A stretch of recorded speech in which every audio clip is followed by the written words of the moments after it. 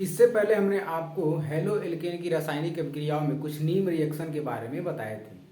आज हम लोग कुछ फिर से विशेष प्रकार की रासायनिक अभिक्रिया हैं, उसी में जो बची हुई थी उसको हम समझते हैं। हेलो एल्केन की रासायनिक अभिक्रिया में आज जो हमारा इम्पॉर्टेंट रिएक्शन है उसका नाम है हाफमान अभिक्रिया। हाफमान अभिक्रिया ये भी एक नेम रिएक्शन है। हाफमान अभिक्रिया में क्या होता है कि जो हमारे हेलो एल्केन होते हैं वो अमोनिया से रिएक्शन करके और एमीन का निर्माण करते हैं। ये जो रिएक्शन होता है ये एक श्रृंखला अभिक्रिया प्रदान करता है। किस तरह से श्रृंखला अभिक्रिया प्रदान करता है और किस तरह से एमीन का निर्माण करता है उसको हम लोग देखते हैं। हाफमान अभिक्रिया में सबसे पहले हम लेते हैं किसी हेलो एल्केन को। हेलो एल्केन में क्या हो सकता है तो CH3Cl हो सकता है, CH3Br हो सकता है, ये आप जानते हैं। जब इसकी अभिक्रिया हम किसके साथ कराते हैं NH3 के साथ। NH3 क्या है, ये है अमोनिया।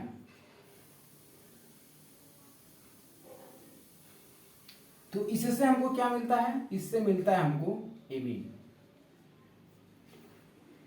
लेकिन ये जो रिएक्शन है ये किस तरह से होता है और किस तरह से एक श्रृंखला अभिक्रिया देता है, अब उसकी बात करते हैं। तो सबसे पहले आप देखिए ये जो CH3Cl है और ये जो NH3 है ये आपस में रिएक्शन करता है किस तरह से। ये हो गया CH3Cl प्लस NH2 और एक हाइड्रोजन ये, मतलब इसमें ये जो NH3 था इसको हमने इस रूप में लिख लिया, लिख सकते हैं। क्यों, क्योंकि ये हमारा नाइट्रोजन है और इससे 3 हाइड्रोजन जुड़े हैं, तो आप इधर भी जोड़ सकते हैं, इधर जोड़ सकते हैं, इधर जोड़ सकते हैं, हो गया। एक बॉन्ड इसका ऐसे खाली रहेगा, ठीक। तो इसलिए हमने एक हाइड्रोजन को इस NH3 से किनारे करके लिख लिया। क्यों लिखा, क्योंकि ये जो Cl है ये इस H के साथ जाके जुड़ जाता है और इस अभिक्रिया में ये जो HCl है ये बाहर निकल जाता है। ये माइनस साइन बाहर निकलने को दिखा रहा है और यहाँ पे प्लस HCl लिखते हम, तो इसका मतलब ये प्लस HCl इस अभिक्रिया में जुड़ रहा है, लेकिन माइनस HCl है, इसका मतलब इस अभिक्रिया से माइनस HCl बाहर निकल रहा है। जब ये H इस Cl को लेके बाहर निकल जाता है तब क्या बचता है, ये CH3 बच जाता है, इसका एक बॉन्ड खाली है, तो ये हमारा हो गया CH3। ये CH3 इस NH2 को अपने साथ जोड़ लेता है, ये हो गया हमारा NH2 और इस तरह से एमीन का निर्माण हो जाता है। ये क्या है, CH3NH2 एक एमीन है, ठीक। लेकिन ये अभिक्रिया यहीं पे नहीं रुकती है, ये अभिक्रिया आगे भी प्रोसेस करती है। किस तरह से उसको समझते हैं। अगर फिर से आप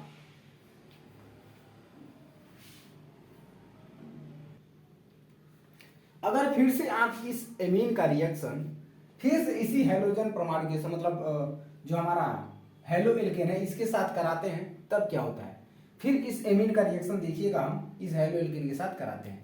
तो ये था हमारा CH3NH2, ये NH2, इसका रिएक्शन किसके साथ कराना है, फिर से इसी हेलो एल्केन के साथ, क्योंकि हमारे पास हेलो एल्केन की अधिकता होती है, तो हम इसी CH3 का Cl, ये जो हमारा CH3Cl है इसका रिएक्शन कराते हैं। तो फिर इसमें क्या होता है कि इसमें ये जो NH2 है, इसमें इस NH2 को आप इस तरह से भी लिख सकते हैं। ये NH2 है, इसमें से एक हाइड्रोजन को यहीं पे रहने दें, एक हाइड्रोजन को आप इधर नीचे जोड़ दें इस तरह से। फिर से क्या करता है कि ये जो हाइड्रोजन है इस Cl को लेके बाहर निकल जाता है, तो यहाँ पे फिर से ये जो हमारा HCl है ये बाहर निकल जाता है और फिर हमको क्या देता है, अब हमारे पास बच जाता है CH3NCH3, मतलब यहाँ पे नाइट्रोजन, ये हो गया CH3, ये हो गया CH3, ठीक।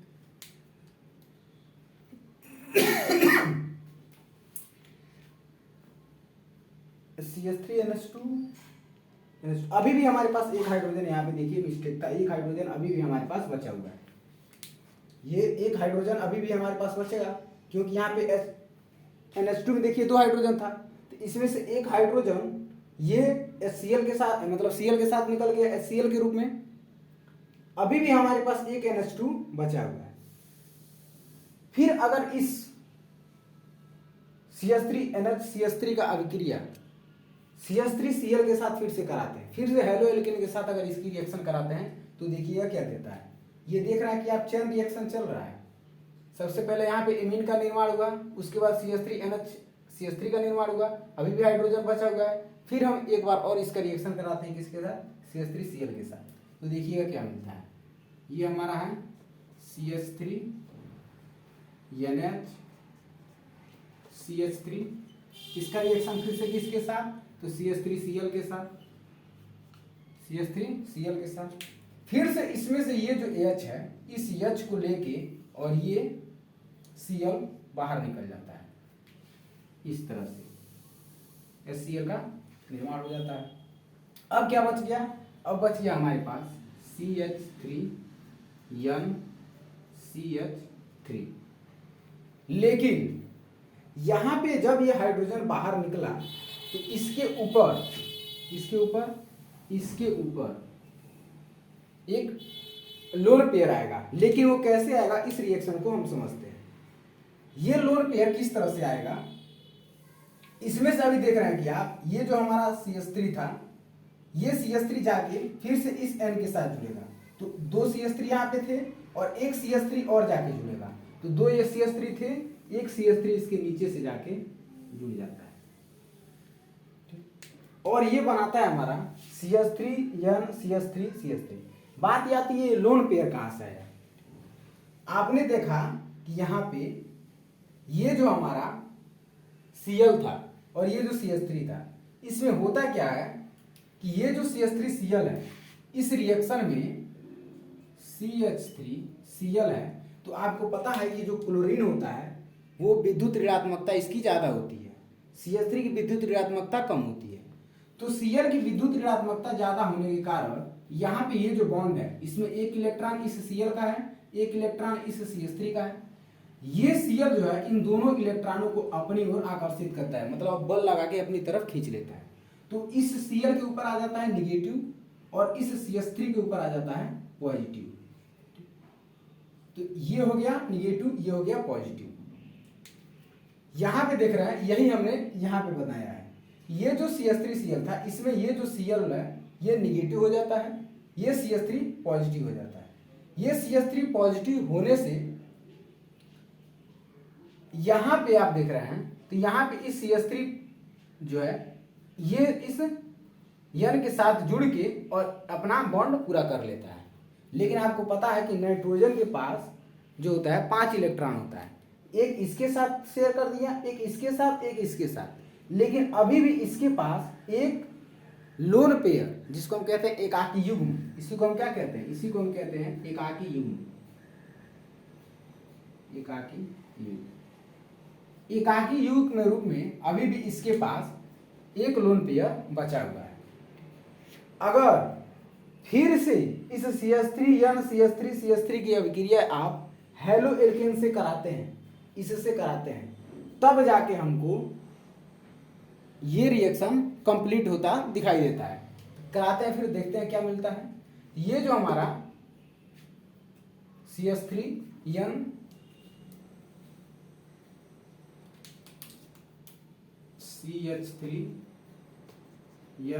डबल डॉट CH3 इसका रिएक्शन फिर से किसके साथ, तो CH3Cl के साथ। जब आप इसके साथ इसका रिएक्शन कराते हैं तो इसमें ये जो बॉन्ड होता है ये ब्रेक होता है। इस बॉन्ड के ब्रेक होने में ये जो हमारा 2 इलेक्ट्रॉन थे फिर से ये इसके ऊपर शिफ्ट हो जाता है और यहां से ये जो हमारा CH3 था, ये CH3 जाके इस नाइट्रोजन से जुड़ जाता है, क्योंकि इसके पास अब बॉन्ड खाली हो गया। तो ये जो बॉन्ड इसके पास खाली है, ये जाके जब इस N के साथ जुड़ता है तो इसके पास 2 लोन पेयर, मतलब एक लोन पेयर है, 2 इलेक्ट्रॉन है, ये एक बॉन्ड का फॉर्मेशन करता है और CH3 को अपने साथ जोड़ लेता है। तब किसका निर्माण होता है उसको देखिएगा। यहां पे ये CH3 था, N था, CH3 था, ये CH3 था, इसके पास 2 इलेक्ट्रॉन थे, मतलब 2 इलेक्ट्रॉन से एक बॉन्ड बन सकता है एक इलेक्ट्रॉन अगर इधर हो, एक इलेक्ट्रॉन इधर हो, तो इनके बीच में एक बॉन्ड बन सकता है। तो ये जो दो इलेक्ट्रॉन है ये इस CH3 को दे देता है। क्यों? क्योंकि इसमें जो Cl है ये इस दोनों इलेक्ट्रॉन को अपनी तरफ आकर्षित कर लिया है, मतलब ये माइनस चार्ज हो गया है। तो यहां से ये जो CH3 है, ये CH3 इस एक लोन पेयर इलेक्ट्रॉन के साथ जाके जुड़ जाता है और ये बना लेता है CH3 बॉन्ड। तो आप देख रहे हैं कि एक नाइट्रोजन के साथ हमारे पास 4 CH3 ग्रुप जुड़े हुए हैं, लेकिन अभी भी हमारे पास ये जो Cl था ये बच गया है। चूंकि यहां पे आप देख रहे हैं तो इस नाइट्रोजन के पास जब ये दोनों इलेक्ट्रॉन इसको दे दिया तो इसके ऊपर पॉजिटिव चार्ज आ जाता है, तो इस नाइट्रोजन के ऊपर पॉजिटिव चार्ज आता है। इसी नाइट्रोजन के ऊपर जो पॉजिटिव चार्ज है इसको हम इस ब्रैकेट के बाहर अब कुछ समय के लिए इसको छोटा कर दे रहे हैं। ये था हमारा CH3, ये किनारे कर दे रहे हैं CH3,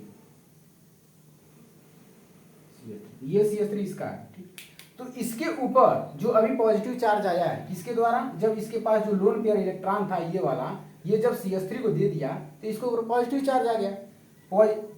क्योंकि इलेक्ट्रॉन जब आता है तो निगेटिव होता है और इलेक्ट्रॉन जब जाता है तो उसके ऊपर पॉजिटिव चार्ज आता है।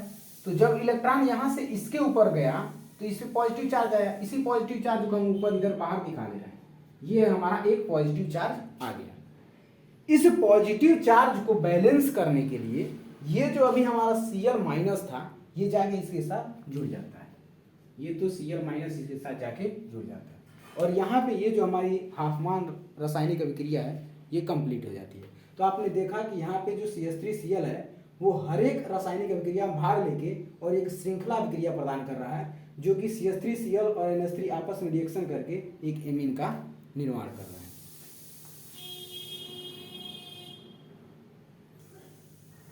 इसके बाद जो हमारा दूसरा रिएक्शन है इसमें हम एल्किल साइनाइड के निर्माण के बारे में पढ़ेंगे।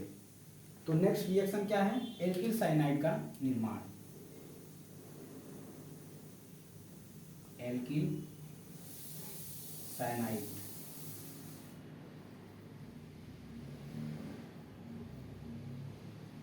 का निर्माण। एल्किल साइनाइड का निर्माण कैसे होता है, किसके द्वारा, हैलो एल्केन के द्वारा, क्योंकि रासायनिक अभिक्रिया हम किसकी पढ़ रहे हैं, हैलो एल्केन की। तो हैलो एल्केन को जब जलीय एथेनॉलिक विलयन में केसीएन के साथ अभिक्रिया कराया जाता है तो हमको एल्किल साइनाइड प्राप्त होता है। अब ये जलीय एथेनॉलिक क्या है, तो अगर आप जलीय एथेनॉलिक को समझना चाहते हैं तो आप ये समझ लीजिए कि अगर ये हमारे पास कोई कंटेनर है और इसमें क्या भरा है, इसमें है जल, और जब हम इसमें एथेनॉल या मेथेनॉल मतलब एल्कोहल को मिलाते हैं तो इससे हमको क्या मिलता है, इससे हमको मिल जाता है जलीय एथेनॉल। जलीय एथेनॉलिक, जलीय एथेनॉलिक का मतलब समझ में आ गया आपको कि जब आप जल में चाहे मेथेनॉल को या एथेनॉल को मिलाते हैं तो उसी को कहते हैं जलीय एथेनॉलिक। तो जलीय एथेनॉलिक की उपस्थिति में जब आप हैलो एल्केन, हैलो एल्केन के रूप में क्या ले सकते हैं, तो सबसे प्यारा हमारा CH3Cl है। जब CH3Cl को आप जलीय एथेनॉलिक की उपस्थिति में किसके साथ रिएक्शन कराते हैं, KCN। ये CN क्या है, ये CN है साइनाइड, इसी CN को क्या कहते हैं, CN है साइनाइड। अभी इसके बाद जब हम आपको एल्किल आइसोसाइनाइड के निर्माण के बारे में पढ़ाएंगे तो वहां पे CN को हम क्या लिखेंगे, NC। तो यहाँ पे जो बॉन्ड बना रहा है ये कार्बन बना रहा है, ये जो कार्बन है ये साइनाइड ग्रुप साइनाइड ग्रुप में जो कार्बन है वो बॉन्ड बनाता है, और आइसोसाइनाइड ये है आइसोसाइनाइड। इस आइसोसाइनाइड में जो बॉन्ड बनता है वो इस नाइट्रोजन के द्वारा बनता है। तो अभी हम साइनाइड की बात कर रहे हैं। तो इसमें ये जो साइनाइड होता है ये माइनस होता है, ये जो K होता है ये प्लस होता है, ये पोटेशियम साइनाइड है। इसका नाम क्या है, पोटेशियम साइनाइड।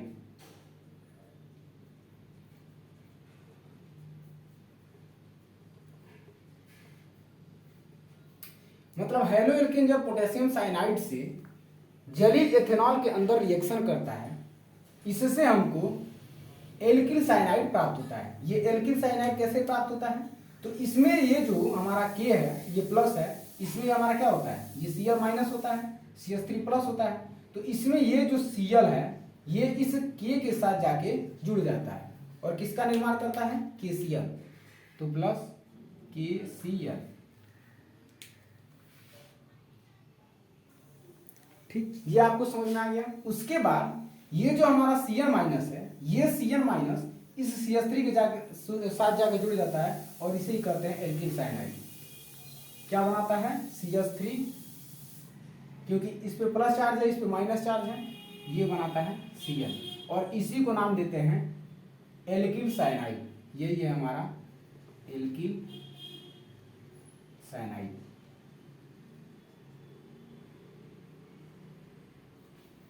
इसको आप अलग अलग नामों से भी जान सकते हैं। CH3 को क्या कहते हैं, मेथेन, तो ये हो सकता है मेथेन साइनाइड भी हो सकता है, एल्किल साइनाइड भी हो सकता है, या एल्केन का साइनाइड भी हो सकता है। CH3 मतलब सिंगल बॉन्ड है यहाँ पे, तो एल्केन भी कह सकते हैं। ये जो हमारा होता है ये एल्किल साइनाइड होता है, या आप मेथेन साइनाइड भी कह सकते हैं। तो ये था हमारा एल्किल साइनाइड का निर्माण। तो एल्किल साइनाइड का निर्माण किस तरह से होता है, जब आप जलीय एथेनॉलिक में आपको क्या होता है कि जल के साथ जब किसी एथेनॉल को डाल दिया जाता है तो उसको कहते हैं जलीय एथेनॉलिक।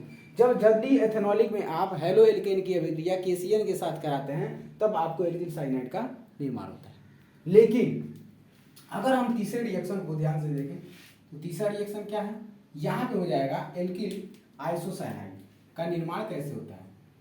ये हमारा एल्किल आइसोसाइनाइड,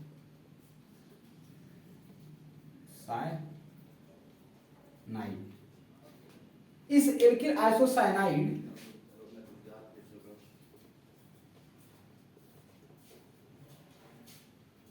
का निर्माण, इस एल्किल आइसोसाइनाइड को निर्माण करने में क्या होता है कि जो हमारे पास ये हेलो एल्केन है ये तो ऐसे ही रहता है, लेकिन यहाँ पे जो हमने KCl लिया था जिसको हमने कहा था पोटेशियम साइनाइड, इसमें हम क्या लेंगे, AgCl, इसको कहते हैं सिल्वर साइनाइड। ये जो Cn है ये किसके साथ जुड़ा है, Ag मतलब सिल्वर के साथ, इसलिए इसको कहते हैं सिल्वर साइनाइड। जब ये इसके साथ रिएक्शन करता है, रिएक्शन किसकी उपस्थिति में, यही जलीय एथेनॉलिक विलयन की उपस्थिति में, ये भी जो रिएक्शन है ये इसी के अंदर होता है। तो इसमें फिर से आपको पता है ये जो हमारा होता है ये होता है माइनस, ये होता है प्लस, ये होता है माइनस, ये होता है प्लस। इसमें ये जो हमारा Ag है ये इस Cl को लेके बाहर निकल जाता है और किसका निर्माण करता है, AgCl का। लेकिन अब जो हमारा यहाँ पे CH3Cn है, इसमें ये जो Cn है इसमें N पहले आ जाता है, C बाद में चला जाता है। तो N पहले आ जाएगा तो क्या बनेगा, ये तो CH3 एज इट इज रहेगा। इसमें आइसोसाइनाइड होने के लिए हमें क्या बताया कि आइसोसाइनाइड होने के लिए N पहले आ जाता है, मतलब अब जो इस CH3 के साथ बॉन्ड बनेगा वो इस N का बनेगा, तो ये हो जाता है NC और इसी को कहते हैं एल्किल आइसोसाइनाइड। और ये जो हमारा है यही है एल्किल आइसोसाइनाइड।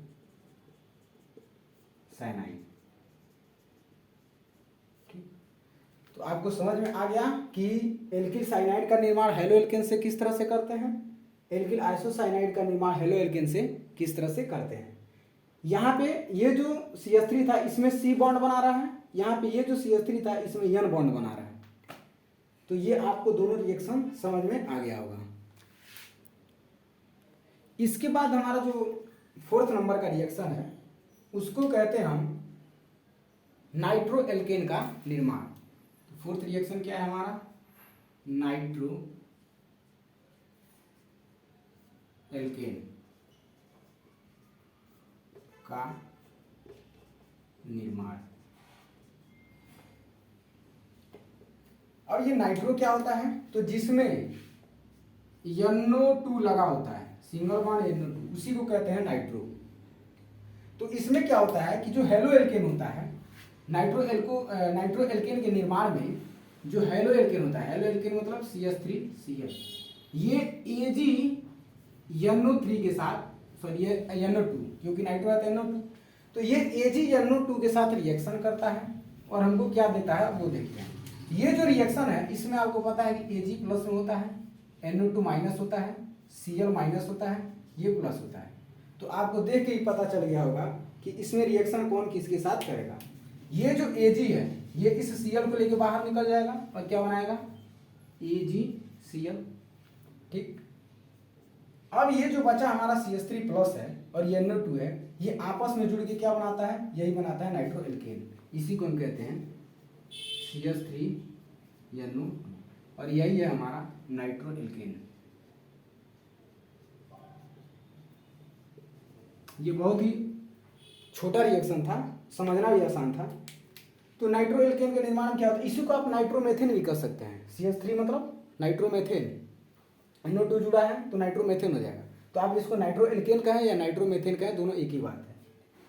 तो इसमें नाइट्रो एल्केन के निर्माण आपने क्या देखा कि जो हमारा हेलो एल्केन था ये AgNO2 के साथ रिएक्शन करता है और एक AgCl और उसके साथ साथ एक नाइट्रो एल्केन प्रदान करता है। तो आपको ये चारों रिएक्शन बहुत ही आसानी से समझ में आ गया होगा, जिसमें सबसे हमारा हाफमान अभिक्रिया था। हाफमान अभिक्रिया श्रृंखला अभिक्रिया देता है।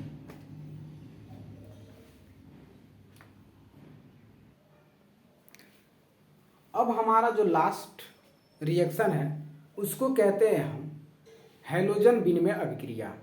हैलोजन विनिमय अभिक्रिया में क्या होता है कि जो हमारे हैलोजन परमाणु हैं वो आपस में विनिमय करते हैं। विनिमय मतलब होता है एक्सचेंज, आदान प्रदान करना। मतलब वो अपना हैलोजन परमाणु दूसरे को दे देंगे, दूसरे से हैलोजन परमाणु ले लेंगे, तो इसको कहते हैं विनिमय। तो हैलोजन विनिमय अभिक्रिया में हैलोजन परमाणुओं का आदान प्रदान होता है और ये दो प्रकार का होता है। एक होता है श्वार्ट्ज अभिक्रिया और दूसरा होता है फिन-कैल्स्टाइन अभिक्रिया। तो हैलोजन विनिमय अभिक्रिया भी दो प्रकार की होती है। ये शायद 5th नंबर का रिएक्शन था। हैलोजन तो आपको पता ही होगा, X मतलब फ्लोरीन, फ्रोमीन, ब्रोमीन। तो हैलोजन विनिमय अभिक्रिया, इसको याद रखने के लिए आप क्या समझ सकते हैं कि हैलोजन परमाणुओं का विनिमय। तो ये क्या होता है, इसमें हैलोजन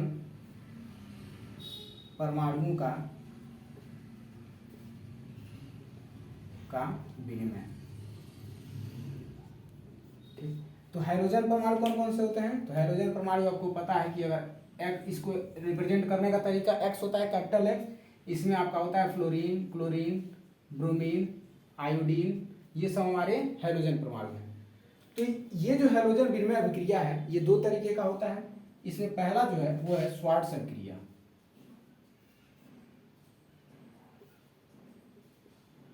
ठीक, दूसरा क्या है, दूसरा है फिन-कैल्स्टाइन अभिक्रिया। फिन-कैल्स्टाइन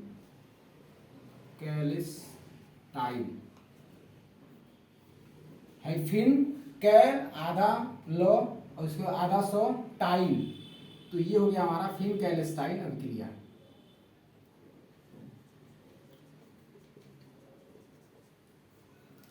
हैलोजन विनिमय अभिक्रिया के जो हमारा पहला है श्वार्ट्ज अभिक्रिया। श्वार्ट्ज अभिक्रिया में जो हैलो एल्केन होते हैं वो हैलोजन के विनिमय द्वारा एल्किल फ्लोराइड का निर्माण करते हैं। ये किसका निर्माण करते हैं,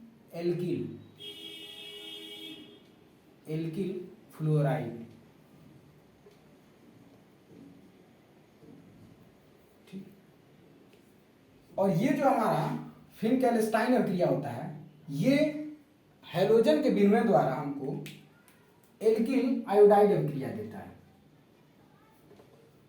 एल्किल आयोडाइड। ठीक, ये एल्किल आयोडाइड अभिक्रिया देता है और ये एल्किल आयोडाइड प्रोडक्ट के रूप में देता है। ये प्रोडक्ट के रूप में एल्किल फ्लोराइड देता है। ये कैसे होता है इसको समझते हैं। हम यहाँ पे दोनों में एक CH3Cl लेंगे और एक CH3Br लेंगे। ये दोनों क्या है, ये दोनों हमारे हैलो एल्केन हैं। तो आप यहाँ पे और लिख सकते हैं, आप CH3Cl लें या CH3Br लें। जब आप इसकी अभिक्रिया किसके साथ कराएंगे, AgF सिल्वर फ्लोराइड, इसकी भी अभिक्रिया और इसकी भी अभिक्रिया। जब आप इसकी अभिक्रिया भी AgF के साथ कराते हैं, इसकी भी अभिक्रिया जब आप AgF के साथ कराते हैं तो होता क्या है, ये जो हमारा फ्लोरीन है ये माइनस चार्ज का होता है, ये भी माइनस चार्ज का, ये प्लस चार्ज का होता है, Ag प्लस होता है, ये Cl माइनस होता है, Br माइनस होता है, ये प्लस चार्ज का होता है, ये प्लस चार्ज का होता है। तो आपको पता है कि अगर ये Ag है, ये Cl है, तो सबसे पहले ये मिलकर एक लौह का निर्माण करेंगे और AgCl यहाँ पे सबसे पहले बाहर हो जाएगा। AgCl बाहर हो गया। अब क्या बच गया, अब बच गया हमारे पास एक CH3 और उसके साथ क्या जुड़ जाएगा, ये हमारा फ्लोराइड। तो आप देख रहे हैं कि यहाँ पे हमको CH3 फ्लोराइड, एल्किल फ्लोराइड मिल गया। यहाँ पे क्या होगा, यहाँ पे ये जो हमारा Br है ये इस Ag के साथ जुड़ जाएगा, ये Br Ag के साथ जुड़ जाता है तो क्या बनाएगा, AgBr बाहर निकल जाएगा। उसके साथ ये जो CH3 है ये किसको जोड़ देगा, इस फ्लोराइड को। यहाँ पे किसका निर्माण हो जाएगा, CH3L। तो आपने देखा यहाँ पे दोनों में ही एल्किल फ्लोराइड का निर्माण होता है। इसे ही कहते हैं श्वार्ट्ज अभिक्रिया। तो श्वार्ट्ज अभिक्रिया में जो हमारे हेलो एल्केन होते हैं ये सिल्वर फ्लोराइड से अभिक्रिया करके हमको एल्किल फ्लोराइड देते हैं प्लस AgCl या AgBr देते हैं। इसमें एक चीज आपको ध्यान देने की जरूरत है, क्या कि ये जो हैलोजन विनिमय है इसमें कहीं ना कहीं हैलोजन का आदान प्रदान हो रहा होगा। तो होता क्या है कि फ्लोरीन भी एक हैलोजन है, देख रहे हैं यहाँ क्लोरीन भी एक हैलोजन है। यहाँ पे जो CH3Cl था, इस CH3 के साथ Cl न जुड़ के यहाँ पे CH3 फ्लोरीन जुड़ा है। तो आप देख रहे हैं कि हेलो एल्केन में यहाँ पे जो Cl था ये जाके बदल गया है, यहाँ पे F हो गया है। तो यहाँ पे हैलोजन परमाणु का विनिमय हो रहा है कि नहीं, CH3 के साथ जो पहले Cl था वो CH3 के साथ अब F जुड़ गया है। यहाँ पे CH3 के साथ जो पहले Br था वो यहाँ पे CH3 के साथ अब F जुड़ गया है। तो इसको हम कहते हैं श्वार्ट्ज अभिक्रिया। अब इसके बाद है हमारा फिनकेलस्टाइन अभिक्रिया। फिनकेलस्टाइन अभिक्रिया में क्या होता है कि हमारे पास ये जो दो रिएक्टेंट है तो यही रहते हैं, CH3Cl और CH3Br रहता ही रहता है। तो इसको हम ले लेंगे CH3Cl R CH3, आप इसको हटा भी सकते हैं, मत लिखिए तो भी कोई दिक्कत नहीं है, CH3Br। जब इसकी अभिक्रिया की आई, जिसको हम कहते हैं पोटेशियम आयोडाइड, जब आप इसकी अभिक्रिया पोटेशियम आयोडाइड के साथ कराते हैं तब आपको क्या मिलता है, एल्किल आयोडाइड। किस तरह से मिलता है उसको हम देखते हैं।